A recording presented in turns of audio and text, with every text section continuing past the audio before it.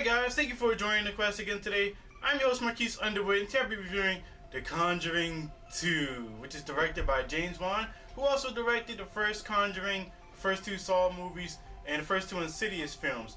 So this guy, he definitely knows what the hell he's doing in the horror genre. Every horror movie I've seen directed by him has been great or good, and I mean, this guy knows what he's doing, and yes, he does continue to trend here. Now, The Conjuring 2 kind of takes place a little bit after the Amityville horror stuff that the Warrens, the paranormal agents, they're pretty much known for that case, so it takes place right after. In this case right here, the new case, is called the Enfield Poltergeist, which is basically like England's Amityville, as so to say. Basically, the movie's about the Warrens who's trying to help out this family that's over here in England, kind of dealing with the same problems that these people in Amityville. Now, the acting in this movie was great. I mean, you really get the relationships between Vera Farmiga and Patrick Wilson. I feel like they have some great chemistry, and I hope to see them in some more movies together. I feel like they're really like a real couple, and this movie really made it, really believable and engaging, and you actually cared about their characters. The female lead, that's like 11, that's being possessed, I think that she definitely has a future in this industry. She was great. She was really believable. It kept me engaged, and I really wanted her to survive, and I really felt for her character, and I really want to see this actress go on to do bigger things. Maybe she's like this generation's Dakota Fanning. I would love to see what she does in the next movies, but she is definitely has the potential. She definitely has potential to become great. The directing was pretty good too. The camera work was phenomenal in this movie. A lot of tilted shots that kind of shows the worrisome and the confusion within the family. Also, there's like some shot in like the first 15 minutes where it's kind of like a single shot where it's going all throughout the house, and you're going in between the walls and in between the windows and going from room to room, and it's all shot in one take, but you could tell that they kind of had to do some computer animated tricks in order to get that shot, but it still looked like a one-shot take. I thought that was really beautiful, along with the tilted shots, the camera work of not revealing what was behind people, and a lot of close-ups so that when the scares come, you don't see it coming, you just kind of pop up out of nowhere.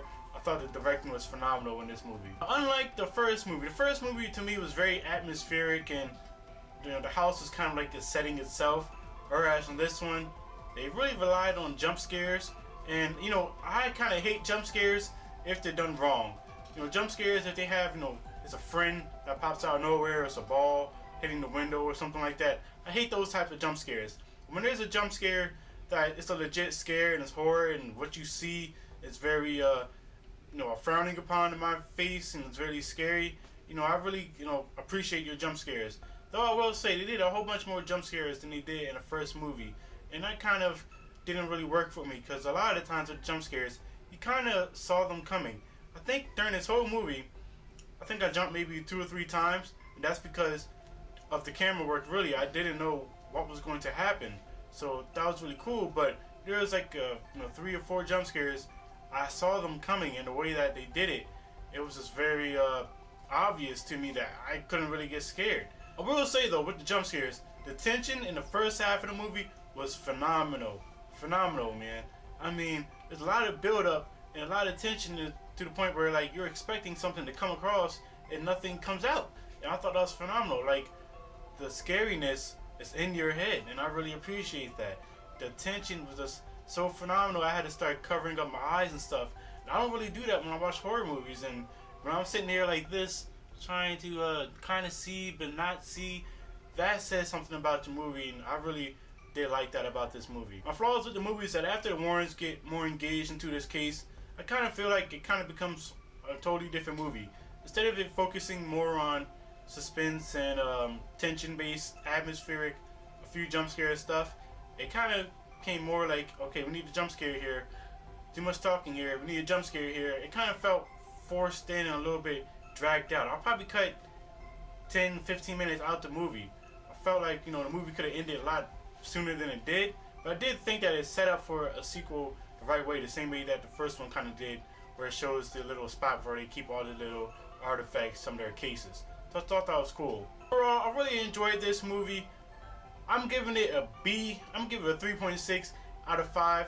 I think there are some better horror movies out there. I think you should see The Witch. I think that's a really better one than this one. And I really think the first movie is a lot better than this one. At the same time, this is definitely one of the best horror sequels out there. It's not trash or anything. It's a really good movie, and James Wan did a phenomenal job of doing that. If you have, comment below and I want to know, did you like The Conjuring 2? Did you think it was better than the first one? Did you see some of the jump scares coming as I did? If you're new, you want to hit the like button for this video, you want to hit the subscribe button for this channel, and you want to join the quest. By the way, guys, I got some new Blu-rays. I collect Blu-rays, as I'll tell you in some movies reviews, and I just picked up maybe like 5 or so Blu-rays, and I just want to share them with you. They're nothing new, but I picked them up for a cheap price, and a lot of these movies, well, all these movies actually, I've never seen. Some of them you probably heard of, but let's get into it. I have this movie, Comotropolis, I guess that's how you say it. Robert Pattinson, directed by David Cronenberg. It's David Cronenberg, so I had to pick it up. Interview for Vampire. Tom Cruise, Brad Pitt, Kirsten Dunst, Christian Slater. Never seen it. Heard good things about it. Picked it up. Kick-Ass. I love superhero movies. Never seen this movie before. I heard a lot of great things about this. I heard the sequel wasn't so good, so I figured I'd check this out. If I like this one, maybe I'll watch the sequel. Rush. One of those movies that I've heard about recently that nobody really talks about. Heard it was a great movie that nobody saw. One of those type of movies.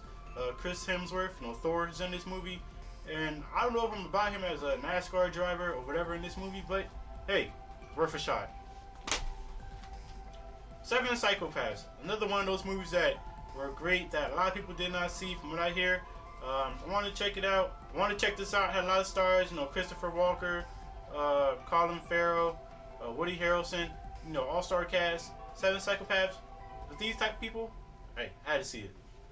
Thing. I'm a big John Carpenter fan. Halloween is one of my favorite movies of all time. Was my favorite horror movie for the longest time.